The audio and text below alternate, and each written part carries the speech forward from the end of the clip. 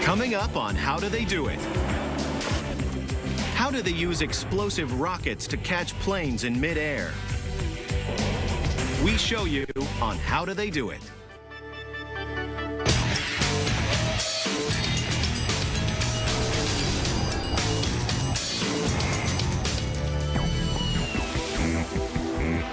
Flying just isn't natural, at least not for humans.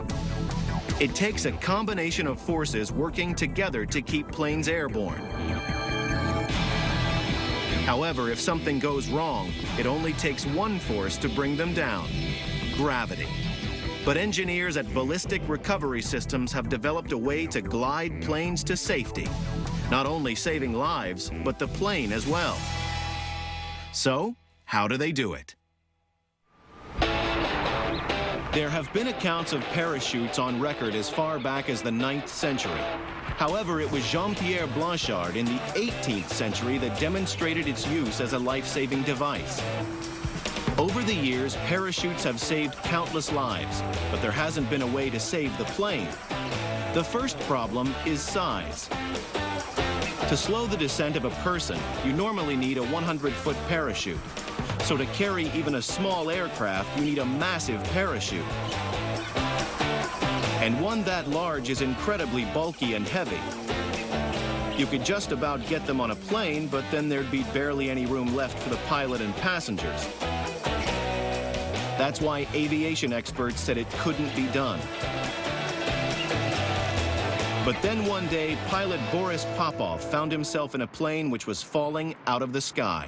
All the way down, I went through the various phases of denial and anger and everything else, but the most poignant memory I have was being just angry that I didn't have some sort of a parachute device. Something that I could do to save my life at this point. Having cheated death, Popov set out to do what couldn't be done and create the first airplane parachute.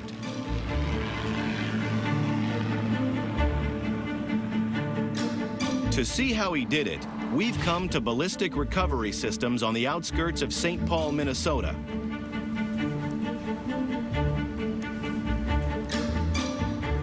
This is the birthplace of Popov's revolutionary aircraft parachute system.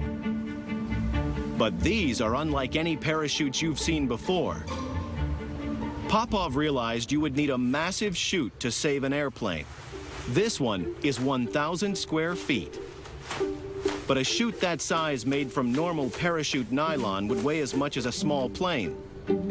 So here they use a super strong, lightweight composite. And they make the strings out of a special kind of nylon, 5 times tougher than steel, but 100 times lighter. The result is a 1,000 square foot parachute weighing just 30 pounds. The next problem is bulk. You can't strap a parachute pack the size of an elephant onto the back of an airplane. So the engineers devised a folding technique to minimize the amount of space the parachute uses. And then they use a massive hydraulic press to compact the chute. Under a force of more than 11 tons, the folded chute becomes as dense as a block of wood. But getting the giant chute to unravel quickly was a major challenge. The longer it takes to deploy, the less time there is to decelerate the plane. Make it small, make it light, but you better get it out quickly.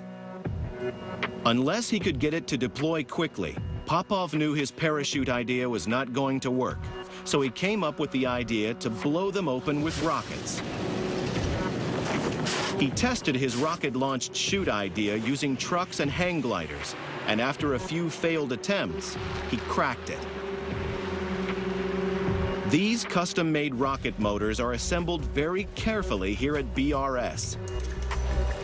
2 linked electrical detonators are placed in the base of the rocket, and then a 1-pound explosive charge is added. But the rocket-fueled deployment revealed another problem: the speed of the plane. If the chute opened too quickly, it would give the airplane such a jolt, the parachute itself could rip the plane apart. One of the primary engineering challenges that we had was, how do you make a parachute that's going to deploy at 150 miles an hour, but also deploy at 40 miles an hour. The ingenious solution is the slider.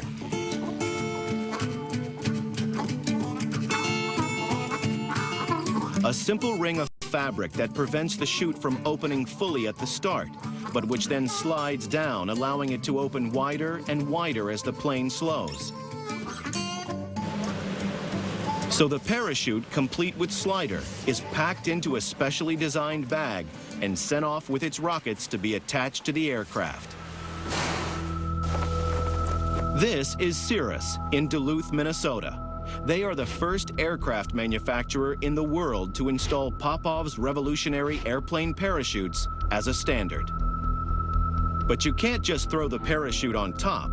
It needs to be mounted in such a way that when it deploys, the plane remains intact.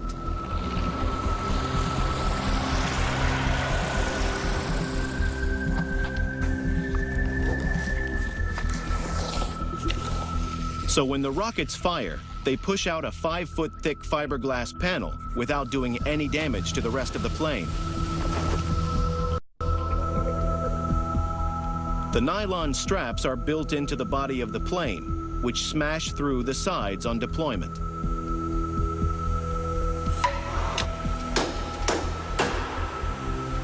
Loading the explosive at the airfield is extremely dangerous, so the rockets are armed here at the Cirrus factory. From here on, the rockets are ready to fire and have to be handled with extreme care. So a specially trained technician is called in to install the rocket motor. The first time I did this, it was scary. Just one little slip and it could go off. You pull that pin and it could go off. As long as everyone obeys the safety rules, they go on just fine. More than 30,000 BRS parachutes are now flying on light aircraft throughout the world. And they've already caught over 200 different planes, saving hundreds of pilots and passengers from almost certain death.